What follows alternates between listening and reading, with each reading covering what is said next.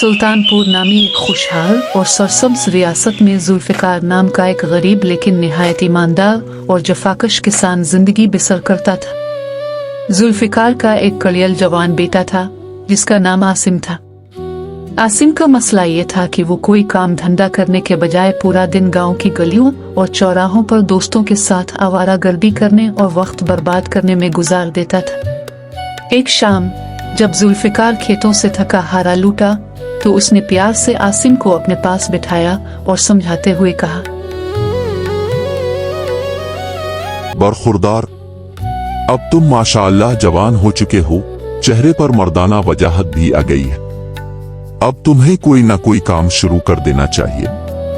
देखो, अब मेरा बुढ़ापा आ गया है और ये कमजोर जिस्म अब ज्यादा मेहनत झेलने के काबिल नहीं रहा। आसिम ने इंतहाई घिटाई और लापरवाही से जवाब दिया, अब्बाजान, आप दोनों मेरे वालिदैन हैं और मुझे इस दुनिया में लाने वाले भी आप ही हैं। इसलिए ये आपका फर्ज बनता है कि अब जिंदगी भर मुझे बिठाकर खिलाएं। अब बस अपना ये फर्ज निभाते जाइए, मुझसे किसी काम की उम्मीद मत रखे। ये तल्ख और दिल दिखाने वाली बात कहकर वो तेजी से झोंपड़ी से बाहर निकल गया।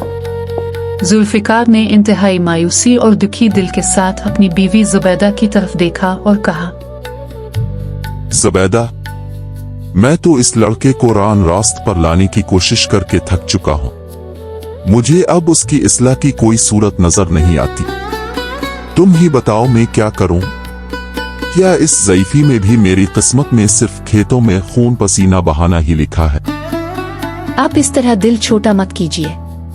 मेरी माने तो आप शाही दरबार का रुख करें और सुल्तान से आसिम की इस नालायकी की फरियाद करें। जब सुल्तान साहिब खुद इसे दरबार में तलब करके सरजनिश करेंगे तो मुमकिन है इसकी समझ बेदार हो और वो सीधे रास्ते पर चल पड़े। शायद तुम्हारा ये मशवरा दुरुस्त है जुबैदा, मुझे यही कदम उठाना चाहिए। इसी रोज जुल्फ़िकार सुल्तानपुर के हाकिम सुल्तान उम्र के दरबार में हाजिर हुआ। वहां पहुंचते ही वो दहाई देने लगा,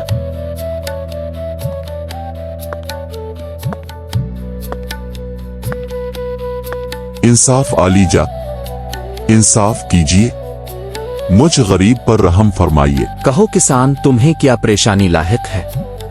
तुम इतने बेचैन क्यों दिखाई दे रहे हो? आलीजा, मेरा एक ही बेटा है जिसका नाम आसिम है।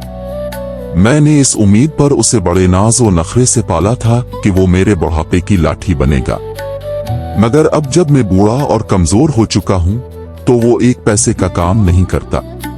सारा दिन आवारा दोस्तों के साथ गलियों में आवारा फिरता रहता है। जब मैं इसे समझाता हूं तो साफ कहता है कि वो उम्र भर मुफ्त की रोटियां तोड़ेगा और मुझे ही कमाकर उसे खिलाना होगा। अच्छा, तो तुम्हारा बेटा इस हद तक काहिल और कामचूर हो चुका है। फिक्र ना करो, मैं इसे सीधा करना अच्छी तरह जानता हूं। सिपाहियों, फौरन जाओ और उस आसिम नामी नौजवान को गिरफ्तार करके हमारे हुजूर पेश करो। शाही कारिंदों ने हुक्म पाते ही आसिम को ढूंढ निकाला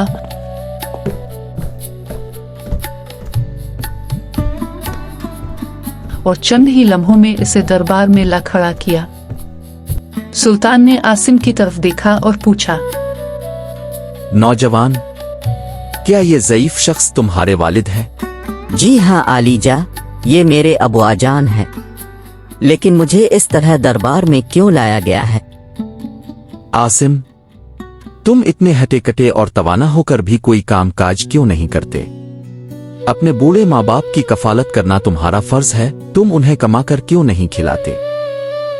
आसिम ने बेशर्मी का मुजाहिरा करते हुए जवाब दिया, आलीजा, मैं काम करूं भी तो क्या करूं? मैंने जिंदगी में कभी कोई हुनर सीखा ही नहीं और अब तो मेरी सीखने की उम्र भी निकल चुकी है। तुम्हें ये कहते हुए रत्ती बराबर भी शर्म महसूस नहीं हो रही? तुम जो चाहो करो, चाहे चोरी चकरी करो, डाके डालो, लेकिन अपने वालिदैन का पेट भरना तुम्हारी जिम्मेदारी है। कान खोल कर सुन लो, अगर दोबारा तुम्हारी शिकायत मेरे पास आई तो मैं तुम्हें सख्त तरीन सजा दूंगा। आलीजा, क्या आप एक बादशाह होकर मुझे चोरी करने की तरगीब दे रहे हैं? अरे अहमक, चोरी करना भी तुम्हारे बस का काम नहीं। इसके लिए भी बड़ी अक्ल, महारत और मशक्कत की जरूरत होती है। तुम जैसे सुस्त इंसान से तो वो भी नहीं हो पाएगा। सच तो यह है कि तुम्हारे जैसे नाअहल बेटे से तो इंसान का बेऔलाद होना बेहतर है। भरे दरबार में इस शदीद जिल्लत ने आसिम के अनापरस्त दिल पर गहरा जख्म लगा दिया। इसके अंदर गुस्से की आग भड़क उठी। इसने दिल में सोचा, इस सुल्तान ने सबके सामने मेरी तजलील की है। क्या मैं उसकी धमकियों के डर से काम करूंगा? हरगिज नहीं।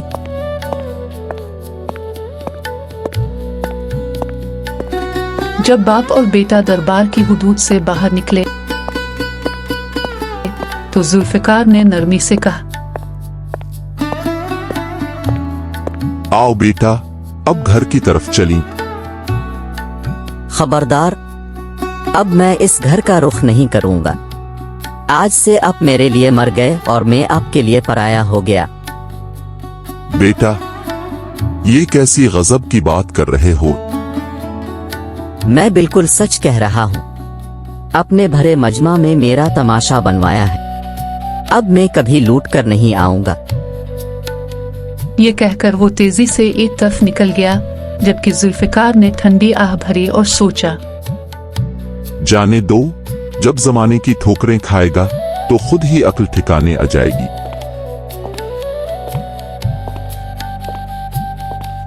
आसिम चलते चलते एक घने और खौफनाक जंगल में जा पहुंचा।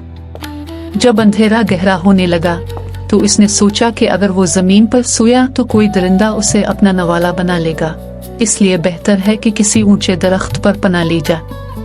वो एक मजबूत दरख्त पर चढ़कर बैठ गया। आधी रात के वक्त उसे दरख्त के नीचे किसी इंसान की सरगोशी सुनाई दी। उसने नीचे झांका तो देखा कि एक शख्स हीरे, जवाहरात और अशरफियों से लबालब भरी थैली सामने रखे इंतहाई मसरूर अंदाज में कह रहा है, वाह भाई वाह, आज की रात तो किस्मत जाग उठी, बड़ा जबरदस्त माल हाथ लगा है। आसिम फौरन समझ गया कि ये कोई मंझा हुआ चूर है। इसी दौरान वो दरख्त से नीचे उतरा और सीधा चूर के सामने आ खड़ा हुआ। चूर चौंक कर अलर्ट हो गया और अपनी तलवार संभालते हुए बोला, कौन हो तुम और यहाँ क्या कर रहे हो? आसिम ने खौफजदा होकर अपनी पूरी कहानी और दरबार का वाकया उसे सुना दिया। चूर ने आसिम की कड़ियल जवानी और मजबूत जिस्म को देखा तो उसके जहन में एक मंसूबा आया। इसने सोचा कि यह लड़का इसके बड़े काम आ सकता है। वो मुस्कुराकर बोला, मेरा नाम शमशीर है और लोग मुझे शमशीर चूर कहते हैं। क्या तुम मुझसे ये फिन सीखना चाहोगे? क्या मैं ये काम कर पाऊंगा? क्यों नहीं? इस काम से तुम रातों रात अमीर बन सकते हो और इस सुल्तान से अपनी जिल्लत का बदला भी ले सकते हो।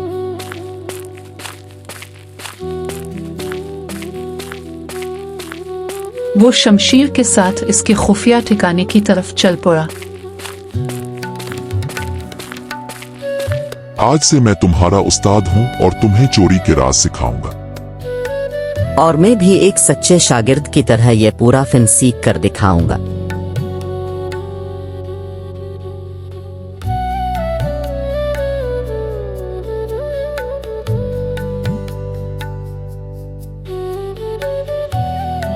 सिर्फ एक महीने की सख्त तरबियत में शमशीर ने आसिम को चोरी करने, ताले तोड़ने और सिक्योरिटी से बचने के तमाम गिर सिखा दिए।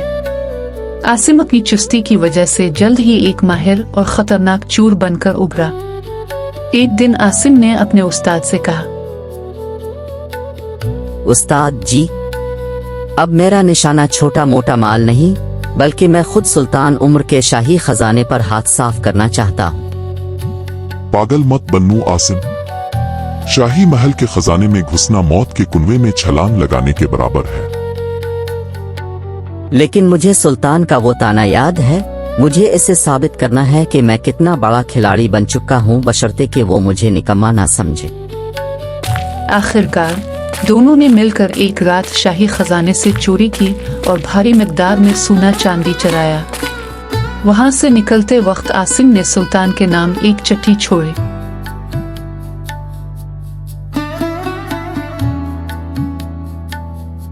अगली सुबह जब महल में चोरी का पता चला तो हंगामा खड़ा हो गया।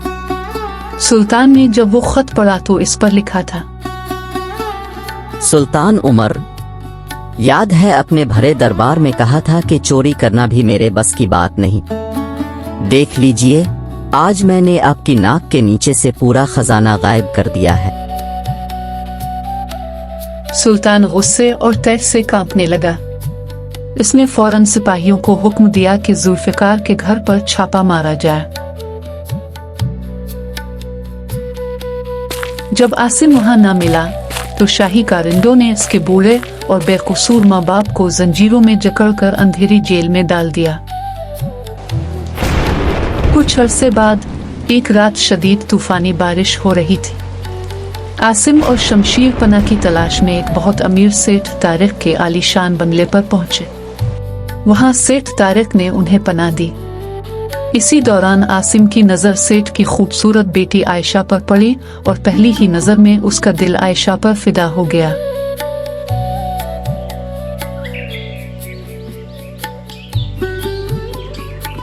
अगले दिन शमशीर ने सेठ तारिक के सामने आसिम की तरफ से शादी की पेशकश रखी, मगर सेठ ने साफ इनकार करते हुए कहा, मैं अपनी बेटी का हाथ किसी ऐसे नौजवान के हाथ में हरगिज नहीं दूंगा जिसके पास कोई इज्जतदार पेशा, हुनर और ईमानदारी की कमाई ना हो।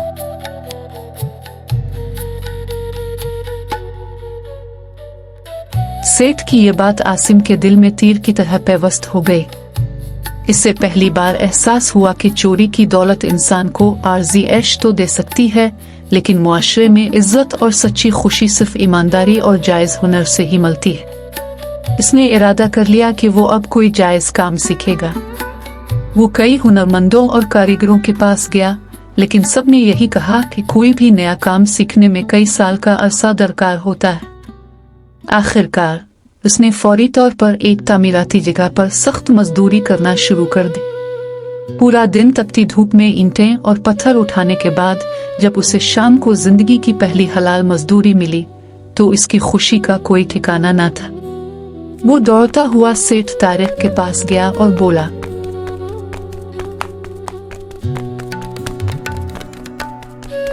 देखिए सेठ जी, ये मेरी पहली हलाल और ईमानदारी की कमाई है। मैं अब बदल चुका हूँ। सेठ तारिक उसकी इस सच्ची तड़प और मेहनत से बेहद मुतासिर हुआ और बोला, तुमने अपनी सच्चाई साबित कर दी। अब मैं खुशी खुशी आयशा का निकाह तुमसे करने के लिए तैयार हूँ।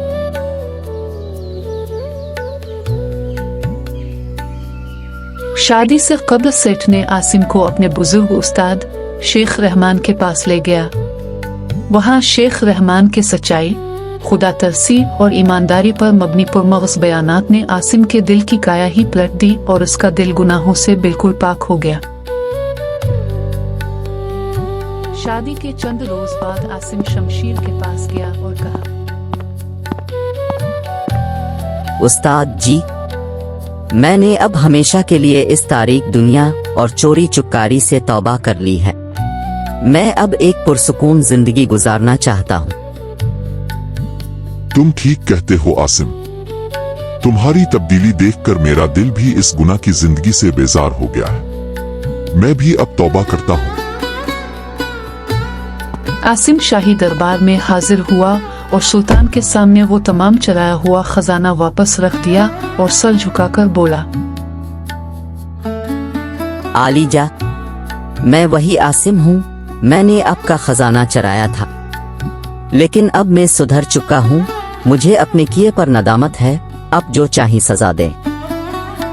सुल्तान उमर उसकी इस हिम्मत और मुस्बत तब्दीली को देखकर दंग रह गए और मुस्कुराकर बोले, जब तुमने खुद अपनी गलती का एहसास करके सही रास्ता चुन लिया है तो मैं तुम्हारे तमाम गुनाह मुआफ करता हूँ।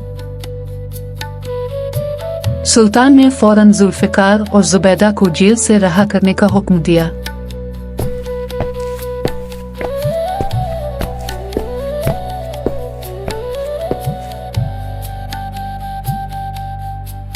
जब बूढ़े वालिदैन बाहर आए और उन्होंने अपने बेटे को बदलता हुआ देखा तो उनकी आंखों से खुशी के आंसू जारी हो गए। अब आसिम अपने वालिद के साथ खेतों में दिन रात ईमानदारी से पसीना बहाता। वो अपनी बीवी आयशा और वालिदैन के साथ एक पुरसुकून, खुशहाल और इज्जतदार जिंदगी बसर करने लगा।